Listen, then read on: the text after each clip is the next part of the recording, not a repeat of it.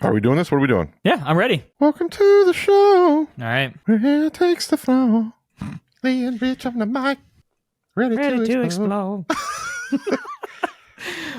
Yeah, when you're singing your own theme song, you know you got something special. It's sad. It's good. It's just sad. I don't don't know. There's no other way to put it. What do the kids say? It's a banger. Welcome to the show, where air takes the flow. Lee and Rich on the mic. Welcome to the AI Guys podcast, where we make artificial intelligence easy to understand for everyone. I'm your host, Lee Dixon, and as always, I'm joined by the man who sells startup tech companies like people sell used cars, Rich Swire. How you doing, dude? I'm doing great, man. I'm doing great. You are. You need more content about me. What are you talking about? I gotta put you in some stories. I've got some stories. I do, but I feel like some of the stories that I've heard, especially in the last few months, would not be the most PG cold open. Yeah. So it's like my life is like a combination autobiography of Indiana Jones and Pee Wee Herman. It's like yeah. I'm not sure. That's quite a spectrum there. I'm just saying that's my life. I was gonna say there was a movie that came out years ago called Project X, and it was about like some party that a bunch of people threw and it got like way out of hand. I just feel like that's how your life started. You're like, I'm gonna start this tech company back in my hometown, and then like out of nowhere, that was it. You had a place on Siesta, and helicopters were flying into breakup parties, and you're just like, this is my life now. Just Google me. Yeah. See, that's a flex. When you can just say, just Google me, like, well, you can Google anybody. When you Google Lee Dixon, I come up as like a rugby player for like in the UK or something like that. Yeah, your name's too common. Yeah. You got to work on your SEO. Speaking of which. Well, yeah. That was great. What a transition. Rich is not the one for transitions, but today is. Today we're actually going to dive into the top 4 AI agents to increase profits for a business. So SEO, SEM is definitely on that list, as well as a CSR and SDR.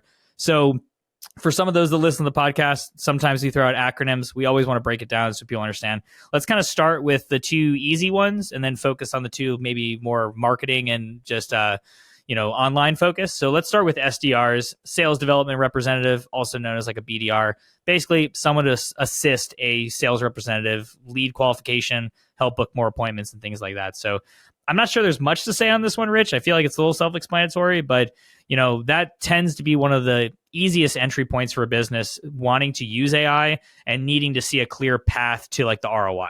Yeah. And I think I wanted to kind of come at it from a different angle. We've talked about this in the past, obviously, more from the technical AI side, even though, we kind of kept it simple. But I want to talk at it more like from a business decision perspective. Because like if you're just like an owner of a company or CEO or CMO or whatever you are, and you're like saying, all right, I've heard about this AI and everybody keeps telling me I got to do something. So you keep talking about it. And so you start thinking about areas where, okay, well, I don't want to spend a lot of money on this thing unless it works. But if it works, I'm happy to invest more, just like anything else, right? Nobody's going to jump into any scenario without understanding the ROI models. But like, I think from a business perspective, like a decision, I would look at this and say, all right, there's really 2 areas where I would focus on if I had a business where I thought AI could, come in and help me deliver sales, right? Because that's at the end of the day what you want.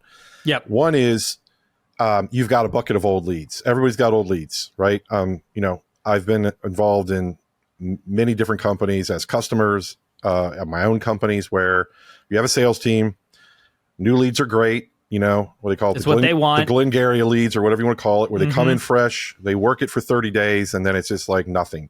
And then 30 days is a stretch. I think with a lot of businesses too. So, and then yes, they might have some sort of drip campaign, but that doesn't work. Nobody goes to spam or whatever. 30 days later, they're dead. Right. So, but in many cases, you have products that maybe is bad timing. Maybe they weren't ready. Maybe they haven't gone through the investigative process. You know how it is. You might hit them at another time, get them back in the fold. Right. And this is the case for a lot of different products that we work with. Our customers sell everything from real estate to insurance to software. So everybody has different cycles, right?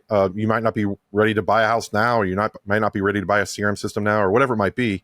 But that constant outreach and building that relationship through AI, I think differentiates you. So like instead of getting a generic email blast, you're going to get a, hey, how's it going?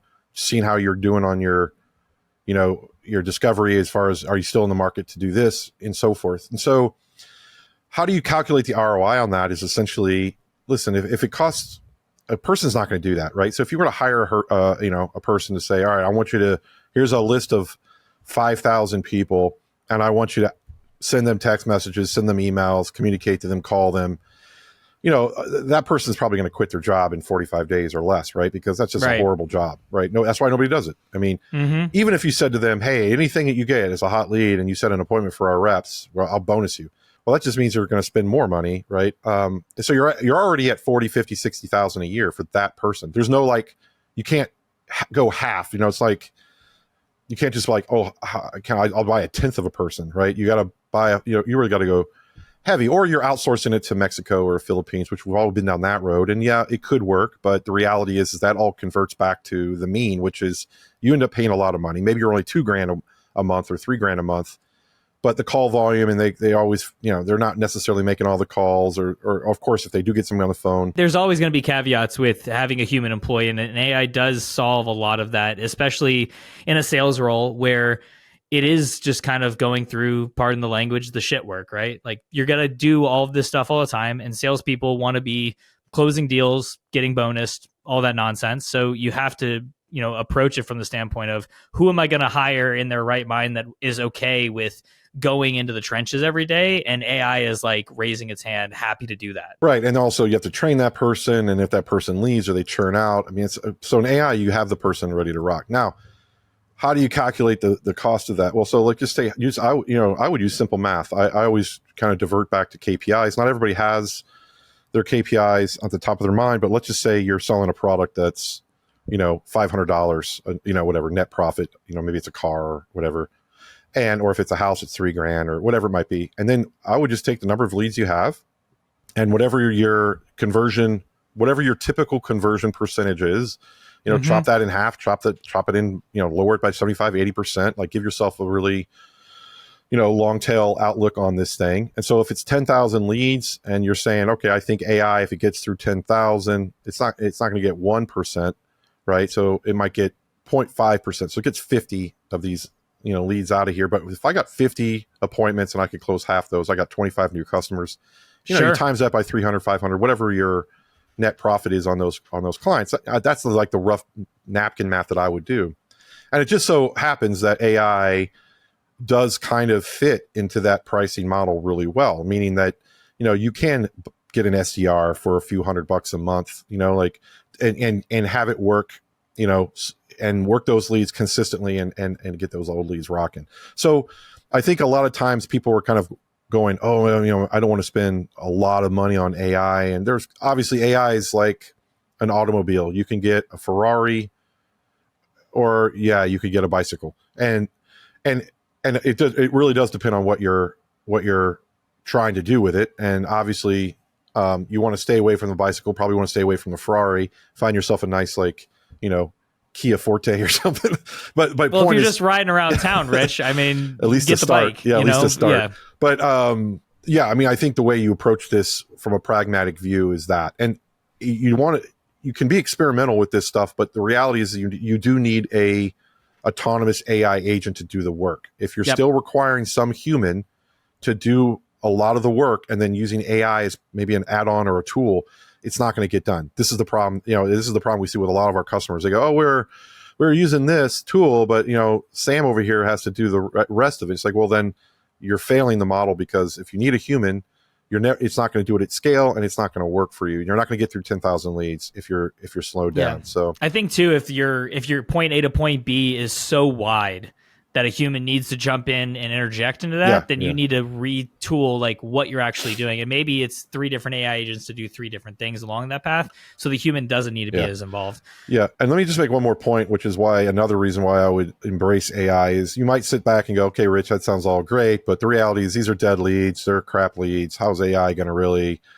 provoke an interesting conversation with these leads? Well, good news. Tell me more, Rich. Tell me more. The good news is that if you have any sort of information that's related to these leads, maybe everything from what they were interested in, what their form fill was, what their company, their email that we can track, anything to personalize it, LinkedIn profile, anything like that. You can actually personalize each message and really start to get a higher level of conversation going versus like, hey, Are you in the, I heard you're in the market for a car or whatever. You could come back and say, hey, Jim, I saw that you visited our shop, 6 months ago. You were thinking about, getting a Ford for the family. Just so you know, we've got some new 2025 Get you models. out of that old Kia Forte. Yeah, we got some new models. We're doing a killer promo. We could, give me a call if you're interested in knowing the new price. So you can be more, creative with it. And I think spending the time to build out that AI that's kind of like the master of bringing those people back into the fold and then unleashing it. I wouldn't raise my hopes so high where it's like, oh, I'm going to convert 10,000 customers tomorrow. But, it should be part of your plan, right? If you are spending money on these leads, try to make sure you get as much ROI out of those leads as possible. And if 9,900 out of 10,000 are ending up in that nurture bucket, you might also just mark them dead because nobody's ever going to really touch them again. But there's no reason why they should be dead because mathematically there are customers in there to buy. And the people who are going to win those customers are deploying AI in some 100%. Form or fashion to grab their attention and bring them into their funnel. So you have to be aggressive and you have to get ahead of it. And having a clear understanding of, like you're talking about before, about like data enrichment, right? Like having ways to improve on the messages that are going out is huge, because clean data in, clean data out is something we, I think definitely talk about in this podcast more than a lot of things, but it's a concept everyone knows of. And it's why, as we're looking at the second role within CSRs, like, I don't know, you are obviously a little bit more on the side of how many we've deployed recently, but half a dozen of our last CSRs came from this concept of, well, I would love to launch something, but I don't know what to do. So for those listening, CSR, customer service representative, helping provide any kind of support to a client, resolving tickets and things like that. And what we're all learning, and I think a lot of businesses are learning as they're trying to AIify their business, is, oh, damn, we do not have a good hierarchy of knowledge here. We've got a lot of tribal information and knowledge that's like scattered, or we have a lot of unstructured data that we do not know or do not want to take the time to structure. So, we just had a conversation this morning about this with a client of just how to take all of this unstructured and maybe scary data and bring it in-house, clean it up, and make it usable. So let's talk about CSRs for a minute. Yeah, I mean, this is an easy one to justify from a KPI perspective because you can literally, it's boils down to tickets, right? Your volume of tickets that are coming in. That AI could probably handle more than 30 to 40% of those tickets because they're probably very common knowledge type stuff. If you have a really good AI that you train up, and like you said, you have a good knowledge base that can dig a little deeper, that you can train that AI on, it probably could get up to 60, 70% of those tickets could be at least triaged by AI and then escalated based on certain elements. So, when you look at a ticket, customer support ticket, you just look at time on the phone, time on ticket kind of thing. And maybe it's 5 minutes, maybe it's 10 minutes, but your hourly rate, pin it at $20 an hour to support your customer base. If you're offshoring, maybe it's closer to 10, but your cost per ticket's probably somewhere between $2 to $5 at a minimum. Right.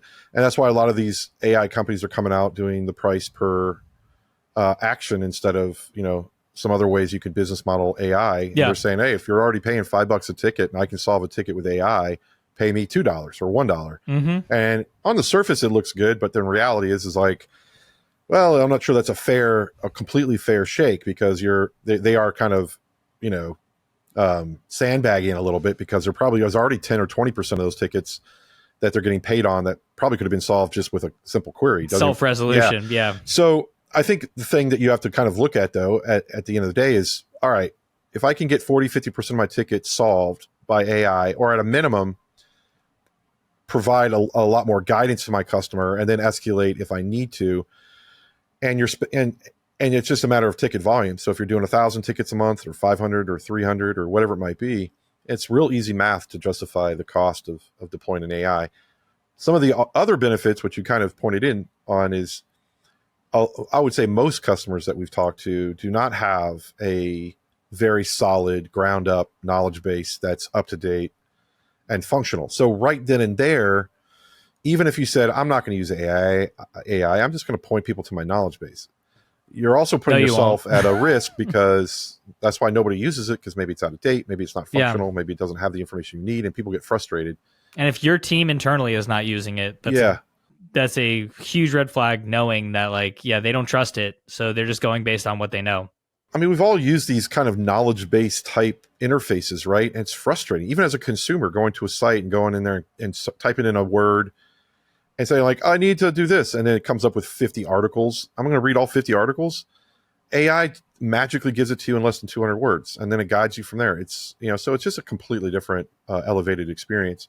Yeah. So I don't think it's as hard of a pitch to really change out and build out a CSR, because once you actually have an AI that knows your world and knows your support tickets and can be trained on your knowledge base, or or transfer that knowledge from your employees to an AI model, it can do so much more than just answer questions. It can generate your new knowledge base. It can generate videos. It can generate articles. It can generate blogs. It can generate communication. It can be used by your sales team. Whereas as a sales, as on a technical side, if they have questions, if the customer has questions specifically about the tech specs or whatever it might be, whatever you're selling.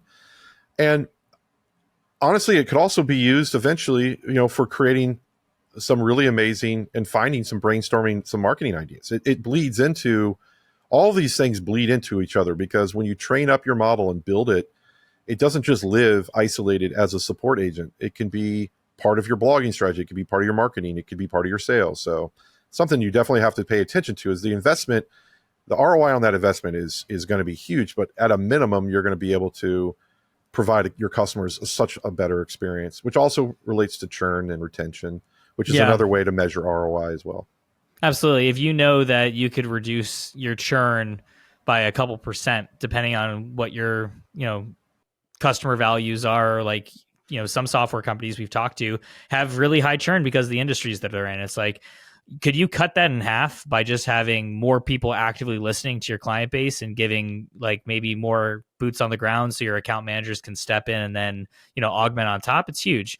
But you did bring up something that helps transition us in these last two here from like the marketing side. So now that you're creating content or having things that you're finding maybe bring value to your clients in the SDR or CSR space, and you want to transition that into, messaging on your product on why you're a great solution. Now we get into things like SEM. So for those at home playing along, search engine marketing, driving more traffic through ads, better search engine results.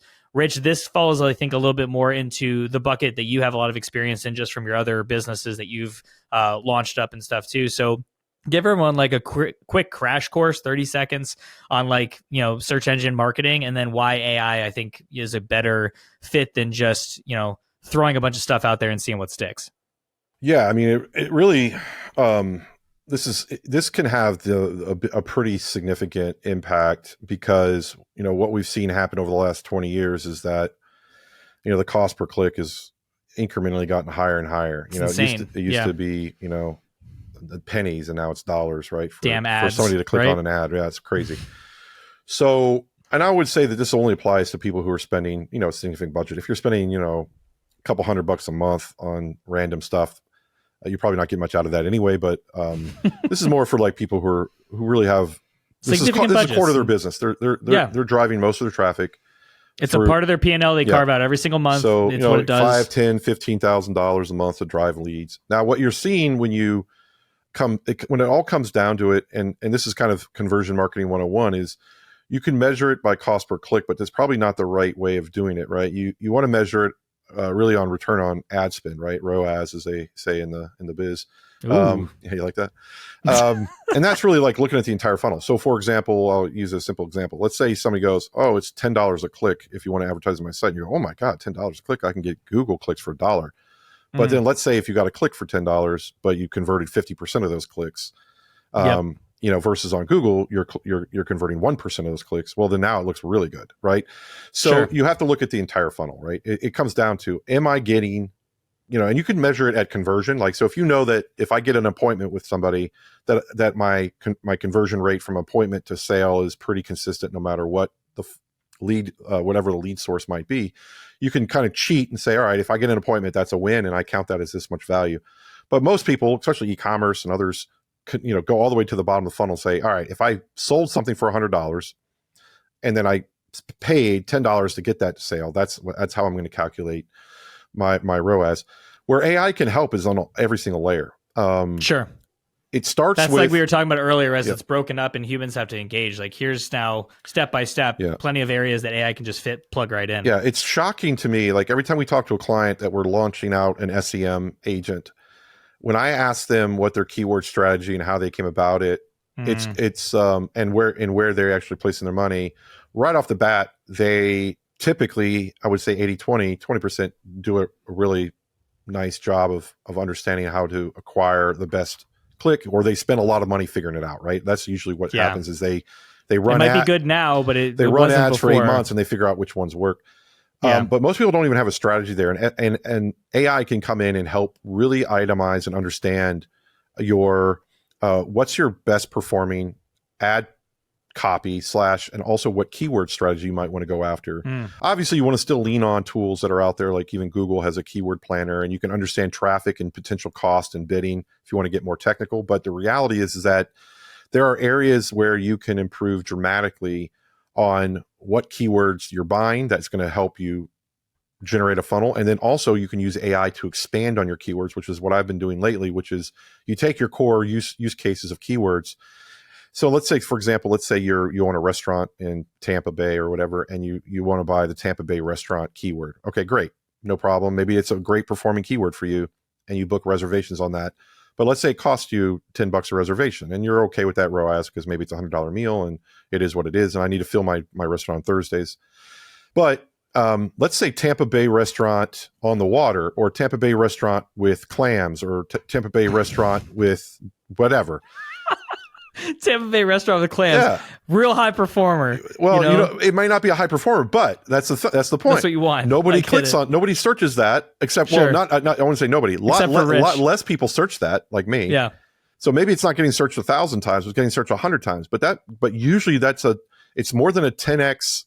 It's more than a 10x reduction of clicks. So you can use AI to kind of ideate different variations of a keyword phrase that could get your clicks down. So, I mean, if you could get the same conversion on long tail keywords that you do on your core keyword, but at a way lower price. So the Tampa Bay restaurant's $10 a click, but the Tampa Bay with clams is 5 cents because nobody's buying that. But essentially getting you to the same place. You might not get as much traffic, but if you're not looking for, if your budget's only $50 a day, then why are you buying the most expensive traffic? If your budget's $50,000 a day, well then you have to buy everything under the sun because you want to fill up that traffic. So that's one area. But then the second area on SEM that I think AI can have a dramatic effect beyond the ad copy, beyond the keyword ideation component of it, is I'm starting to see AI being used in the bottom of the funnel where you have the lead conversion elements of it. And this is new, and this is just starting to come out, but it's something that we've been playing around with, which is having the AI agent trained on any sort of incoming click from an ad. You can have an AI agent generate or come up with a better landing page conversion experience. So one of the challenges that you have is transitioning from I clicked on an ad to, oh, I got to a web page, and maybe it's not congruent with what the ad said. It's close, but not all. Yeah. Now, of course, you can do all the basic stuff, like make sure you put the form above the full, make sure you have all the cool stuff that's being said about conversion. But the reality is having an AI agent that can take that incoming UTM, of the keyword and source and so forth. UTM, Rich, we got to explain it. It's UTM is the kind of the universal tracking for all. So basically, everybody, UTM source is like, where did your advertising come from? So whether you're advertising on Google or Yahoo, they all use these universal tracking methods to make sure that where bring it all in, standardize it, know where it came from. So, but imagine, like, this is really where we're headed with conversion marketing. Is imagine your website is not your website for everybody. It's like every time somebody hits your website or your landing page, it's dynamically generating new messaging. Of course, AI has to do that, but AI can do that. I mean, you can generate some really personalized information. You'd be shocked on just very basic information of IP address, where they're from, and then of course how they're coming in on what advertising. So anyway, I think there's a lot of optimization at a minimum. I've seen 10, 20, 30% lift on basically keeping getting the same number of conversions, but reducing your ad budget by 30%. And that's just tweaking your funnel using AI. And and if you're spending $10,000 a month, that's $3,000 you're saving right there. And that's pays for that SEM agent. Yeah, and when you're looking at, one more fit here as we're going to wrap up, now you've paid for it, you got SEM rolling, and then it's SEO.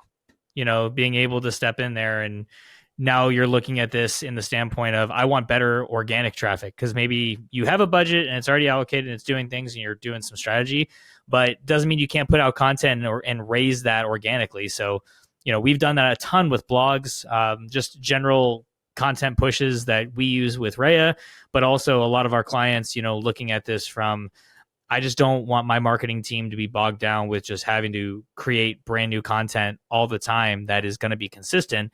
And, AI is a great, I think, supplement for that, even if it's just the copywriting piece and that sends it for proofing.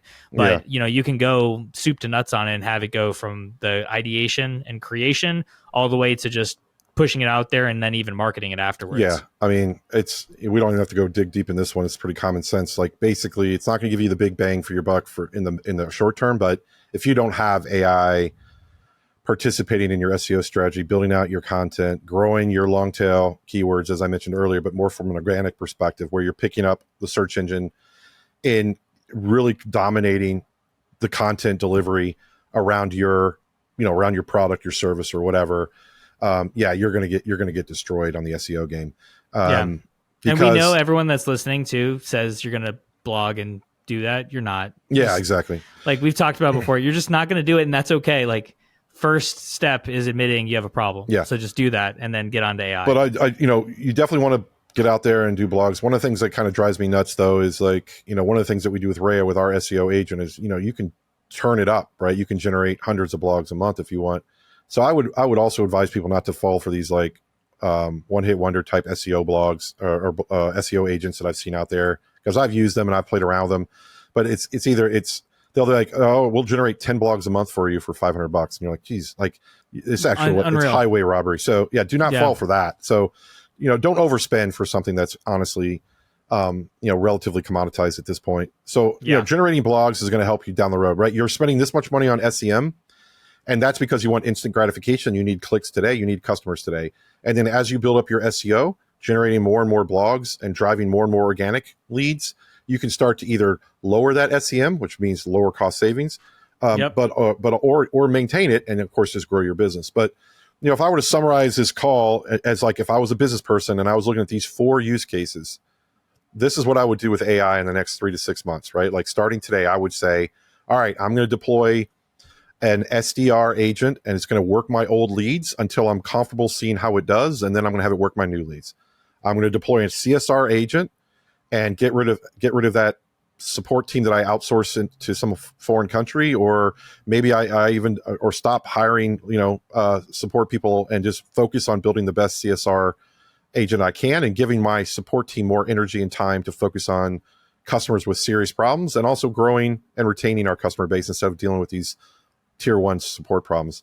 I'd look at my SEM, have AI reimagine my ads, spin up another campaign, do an A/B test, see if it performs better, reiterate, maybe even find an expert like us to help you do that, and maybe use some of that saved money, that budget, to pay for this whole thing. And then SEO, absolutely get an SEO agent up and running, spitting out blogs, building out that same keyword strategy that you generated for your SEM, and start building your organic traffic so that you can get more leads organically and not have to pay per click on the long haul, because you don't want to be a slave to Google and Facebook when it comes to lead gen. But that's like simple 4-step process for the average business that's doing somewhere between 2 to 5 million or dollars, maybe a local service company or a regional service company. You could probably save 100 to 200 grand a year right off the bat just deploying AI, and that'll only grow. If you're a $5 to $10 million company, you're probably in the $500,000 range, and if you're over 10, I mean, it's really sky's the limit. I mean, you're talking about scale. You're talking about growing your company to a size that's really has no bounds, because as long as you can automate sales, support, and optimize your marketing, it's kind of game over. Yeah. No, absolutely. Great stuff there. And for those listening, thanks again for joining us on this episode. If you haven't already, hit that subscribe button to stay in touch. Also, check out our Substack for more content, which will be linked to this episode to continue this discussion. Until next time, stay curious, stay informed, and we'll see you on the next episode. Take care, everyone. Welcome to the show, where air takes the flow.